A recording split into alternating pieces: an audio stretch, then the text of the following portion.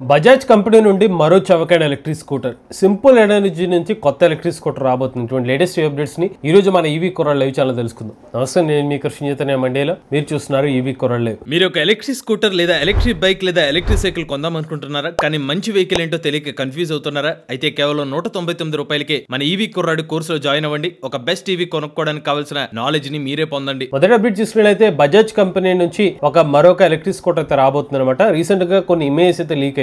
Sir మన image గమనిస్తే కనుక ఈ ఎలక్ట్రిక్ స్కూటర్ మరింత బడ్జెట్ లో అవకాశం కనిపిస్తుంది అనమాట. ఎందుకంటే ఈ స్కూటర్ మనకి మోటార్ చూసినట్లయితే పిఎంఎస్ఎం మోటార్ కాకుండా బిఎల్టీసీ హబ్ మోటార్ అయితే ఉపయోగిస్తున్నారు. ఈవెన్ బజాజ్ సంబంధించిన ప్రీవియస్ మోడల్స్ తో పోల్చుకున్నట్లయితే అన్ని ప్రీమియం ఫీచర్స్ కాకుండా బేసిక్ ఫీచర్స్ తోనే ఈ స్కూటర్ అయితే మనం ఎక్స్పెక్ట్ చేయొచ్చు అనమాట. ఇందులో మనకి 12 ఇంచ్ ట్యూబ్లెస్ టైర్స్ కానివ్వండి, అలానే ముందు వైపు టెలిస్కోపిక్ సస్పెన్షన్ కానివ్వండి, అలానే ఎలక్ట్రిక్ స్కూటర్ లో మనకి లిథియం బ్యాటరీ ప్యాక్ తో స్కూటర్ అయితే రాబోతుంది. బట్ ఎగ్జాక్ట్ మోటార్ స్పెసిఫికేషన్ కానీ బ్యాటరీ ప్యాక్ స్పెసిఫికేషన్స్ రివీల్ చేయలేదు. కానీ ఒక బేస్ వేరియంట్ తో బజాజ్ కంపెనీ వాళ్ళు ఎలక్ట్రిక్ స్కూటర్ తీసుకొస్తున్నారు మనం ఎక్స్పెక్ట్ చేయొచ్చు. ఈ స్కూటర్ లో బజాజ్ కంపెనీ వాళ్ళు రెగ్యులర్ గా వాడే round shaped digital instrument cluster కాకుండా కాస్త మనకి వెరైటీ షేప్ లో మనకి ఆ డిజిటల్ ఇన్స్ట్రుమెంట్ క్లస్టర్ అయితే యూస్ చేస్తున్నారు అనమాట. కొంచెం హారిజెంటల్ టైప్ లో డిజిటల్ ఇన్స్ట్రుమెంట్ క్లస్టర్ అయితే ఉంది. కొన్ని మేజర్ చేంజెస్ తో అయితే ఈ స్కూటర్ అయితే కనిపిస్తుంది అనమాట. సో బడ్జెట్ లోనే మోస్ట్లీ ఎలక్ట్రిక్ స్కూటర్ ఉండొచ్చు. ఇప్పటికే బజాజ్ కంపెనీ నుండి 300 అనేది బాగా తక్కువ ప్రైస్ లో, అంటే 1,02,500 రూపాయల నుంచి ఎలక్ట్రిక్ స్కూటర్ అయితే అందుబాటులో ఉంది. దీనికన్నా ఇంకా తక్కువ ప్రైస్ లో ఒక 90,000 రూపాయల నుంచి ₹1,00,000 ప్రైస్ టార్గెట్ పెట్టుకుని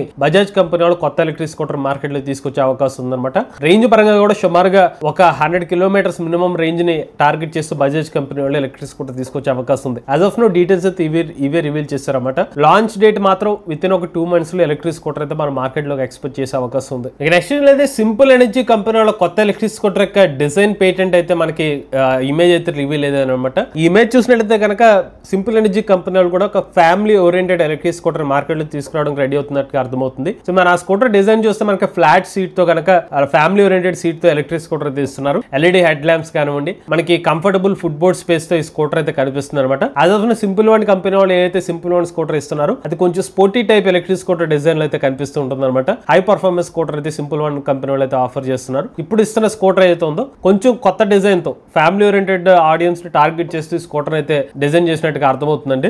టైర్ సైజ్ చూసుకున్నా కూడా ఈ స్కూటర్ లో మనకి 12 అంగుళాల ట్యూబ్లెస్ టైర్ కింద కనిపిస్తుంది అనమాట. మరి స్పెసిఫిక్ గా బ్రేకింగ్ ఎటువంటిది వాడుతున్నారు, డ్రమ్ బ్రేకింగ్ సిస్టమ్ అనేది టూ ఎర్లీ టు ప్రిడిక్ట్ అనమాట. జస్ట్ ఒక సైడ్ ఆఫ్ ది స్కూటర్ మాత్రం కనిపిస్తుంది ఇమేజ్ లో. ఇంకా కంప్లీట్ ఓవరాల్ ఇమేజ్ అయితే చూపించట్లేదు ఎక్కడ కూడా. సో ఏ మోటార్ యూస్ చేస్తున్నారు అనే డీటెయిల్స్ కానివ్వండి, ఎంత బ్యాటరీ ప్యాక్ కెపాసిటీ అనేది డీటెయిల్స్ మాత్రం రివీల్ చేయలేదు.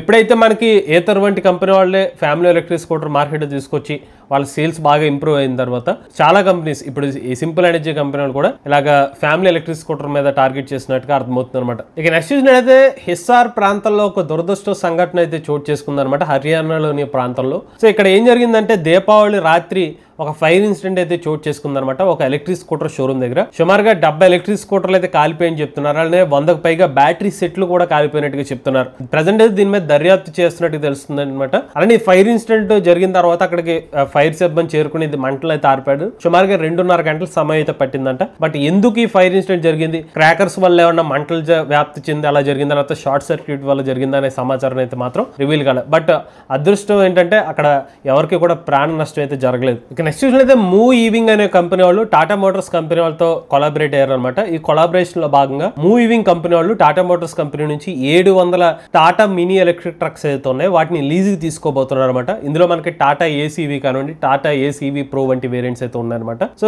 వీళ్ళు B2B పర్పస్ కోసం అయితే ఈ మినీ ఏసీవీ ఎలక్ట్రిక్ ట్రక్స్ అయితే యూస్ చేయబోతున్నారు. దీనికి లోడ్ కెపాసిటీ కంపెనీ వాళ్ళు చెప్పింది ఎంత అంటే 750 kg వరకు లోడ్ కెపాసిటీ చెప్తున్నారు. రేంజ్ చూసుకున్నట్లయితే ఒకసారి ఛార్జ్ పెడితే 155 కిలోమీటర్ వరకు రేంజ్ అనేది క్లెయిమ్ చేస్తున్నారు అనమాట. టాటా మోటార్స్ కంపెనీ వాళ్ళు అయితే ఈ ఎలక్ట్రిక్ మినీ ట్రక్స్ మీద అయితే 8 సంవత్సరాల పాటు బ్యాటరీ ప్యాక్ వారంటీ అనేది ఇస్తున్నారు. సో లీజు పద్ధతిలో అయితే ప్రెసెంట్ ఈ మినీ ఎలక్ట్రిక్ ట్రక్స్ అయితే టాటా మోటార్స్ కంపెనీ వాళ్ళు ఈ మూవ్ ఈవింగ్ అనే కంపెనీ వాళ్ళు అయితే సప్లై చేయబోతున్నారు. ఇక నెక్స్ట్ ఇంకోటి తాజాగా వచ్చిన రిపోర్ట్ ప్రకారం చూసుకున్నట్లయితే భారతదేశంలో ఛార్జింగ్ స్టేషన్ల మీద సైబర్ అటాక్ జరిగే అవకాశం ఉండొచ్చు, అంటే సైబర్ దాడులు జరిగే అవకాశం ఉన్నట్టుగా ఒక రిపోర్ట్ అది చెప్తుంది అనమాట. సో ముఖ్యంగా PM ఈ డ్రైవ్ మొబిలిటీ స్కీమ్ కింద భారతదేశ వ్యాప్తంగా 72,000 ఛార్జింగ్ స్టేషన్ ఇన్స్టాల్ చేయడం కోసం కేంద్ర ప్రభుత్వం సుమారుగా 2,000 కోట్ల రూపాయలు రూపాయలు కేటాయించడం జరిగింది. ఈ ఛార్జింగ్ స్టేషన్స్ ఏది సెటప్ చేస్తున్న టైంలో మనకి ఛార్జింగ్ స్టేషన్ లో ఈ రోజుకి చాలా కాంపోనెంట్స్ అనేవి చైనా నుంచి అయితే వస్తున్నాయి అనమాట. కనెక్టివిటీ సిస్టమ్ ఛార్జింగ్ స్టేషన్స్ ఏదైతే ఉంటాయి సాఫ్ట్వేర్ ద్వారా కనెక్ట్ అయి ఉంటాయి కాబట్టి, ఇంటెలిజెన్స్ సిస్టమ్స్ కనెక్ట్ అయి ఉంటాయి కాబట్టి సైబర్ దాడులు జరిగే అవకాశం ఉండొచ్చు అని చెప్పి ఒక రిపోర్ట్ అయితే చెప్తుంది అనమాట. బట్ ఇది ఎంతవరకు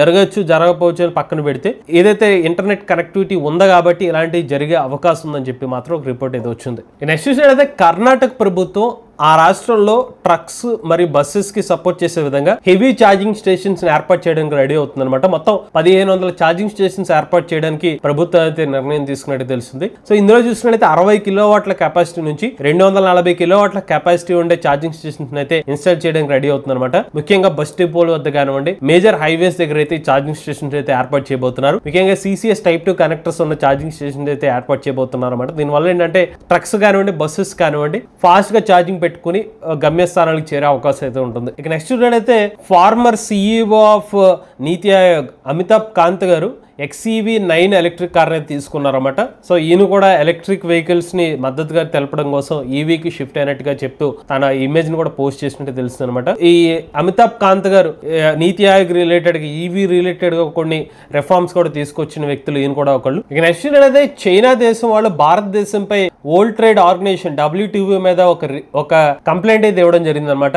భారతదేశం కొన్ని సబ్సిడీస్ అయితే ఇస్తున్నాయో ఆ సబ్సిడీస్ వల్ల వేరే దేశాల యొక్క ఈవీ మార్కెట్ పడిపోయి విధంగా ఉంది, దాని మీద చర్యలు తీసుకోవాలి అని చెప్పి ఒక కంప్లైంట్ అయితే ఇచ్చారు. అందులో ఉన్న కొన్ని బేసిక్ డీటెయిల్స్ అయితే మీకు చదివి చెప్తాను. సో మేజర్ గా చైనా ఏమని చెప్తుందంటే కంప్లైంట్ లో భారతదేశం EV incentives, reduction of GST కానివ్వండి, road tax exemptions, PLI linked in support కానివ్వండి, టాటా మోటార్స్, మహేంద్ర ఎలక్ట్రిక్ ఇలాంటి కంపెనీస్ కి సపోర్ట్ చేసే విధంగా కొన్ని రాయితీలు అయితే ఇస్తున్నారు. ఈ సబ్సిడీస్ కూడా 46% వరకు వెహికల్ కాస్ట్ మీద అయితే ఇస్తున్నారు. బట్ ప్రపంచవ్యాప్తంగా చూసుకున్నట్లయితే చాలా తక్కువ సబ్సిడీ ఇస్తారు. బట్ భారతదేశం చాలా అత్యధికంగా ఇలా సబ్సిడీ ఇస్తున్నారు. దీనివల్ల ఏంటంటే లోకల్ గా ఉన్న వాళ్ళనే సపోర్ట్ చేసి వేరే దేశంలో ఉన్న వెహికల్స్ లేకపోతే వేరే దేశంలో ఉన్న కాంపోనెంట్స్ కానివ్వండి, లైక్ బ్యాటరీస్ లాంటివి తీసుకోకుండా ఉండడం కోసమే భారతదేశంలో చేస్తుంది. ఇది కరెక్ట్ కాదు అని దీని మీద చర్యలు తీసుకోవాలని చెప్పి చైనా వాళ్ళు అయితే చెప్తున్నారు అనమాట. సో దాని మీద subsidies and counter wailing measures SCM ఈ పర్టికులర్ పాయింట్స్ మీద భారతదేశం వైలేట్ చేసింది, అందువల్ల దీని మీద చర్యలు తీసుకోవాలని చెప్పి ఒక కంప్లైంట్ అయితే రేస్ చేశారనమాట. ఒక 60 రోజుల లోపల దీని మీద ఒక క్లారిటీ సొల్యూషన్ కూడా ఇరు దేశాల నుంచి రావాల్సి ఉంటుందని చెప్తున్నారు. సో సింపుల్ గా చెప్పాలంటే ఏంటంటే ఇండియా భారతదేశంలోని ఈవీ ఎకో సిస్టమ్ ని సపోర్ట్ చేసుకుంటుంది ఓకే, కానీ అది ఎలా ఉంటుందంటే ఇండియా వేరే దేశంలో మీరు సపోర్ట్ చేసుకుంటే మీకు ఈ సబ్సిడీస్ రావు, మీరు ఇండియాలోనే చేసుకోవాలి అని ఇండైరెక్ట్ గా మీరు హింట్ ఇస్తూ వాళ్ళని సపోర్ట్ చేసే విధంగా ఉంది. ఇది కరెక్ట్ కాదని చైనా వాళ్ళ వాదన అనమాట. చివరి అప్డేట్ చూసుకున్నది తెలంగాణ ప్రభుత్వం తెలంగాణ వ్యాప్తంగా ఛార్జింగ్ స్టేషన్ ఇన్స్టాల్ చేయడానికి రెడీ అవుతుంది అనమాట.